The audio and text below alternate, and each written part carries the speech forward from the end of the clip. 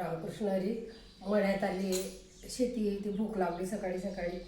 मग खरडा होता रात्रीचा आणि रात्रीची भाकर अप्रतिम, एवढं सुंदर लागतं ना. त्यांचं पंचपक्वान एकीकडे आणि रानातली खरडा भाकर एकीकडे. त्याच्याबरोबर हे आता शेतातल्या भेंडी तोडून आणल्या होत्या मी, तर देशी भेंडी म्हटलं खाऊया. तुम्हीच आणले की तोडून? हे आमचे चन्नू दादा. तर इतकं सुंदर नाही, कधीतरी असं पण खाऊन बघा, लय भारी लागतं शेतातलं रानातलं. आणि ते चुलीवरचा तो खरडा म्हणजे मिरच्या त्या भाजून बाजरीची भाकर. हे आमचे चन्नू दादा.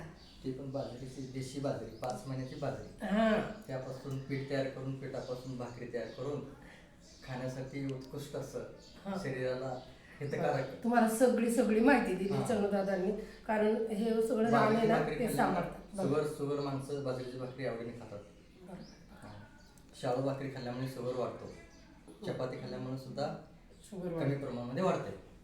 आणि एवढं तुम्ही आमचं सहकार्य केल्याबद्दल तुमचं मनापासून धन्यवाद देतो आणि इथंच थांबतो आणि कार्यक्रमाला सुरुवात करतो.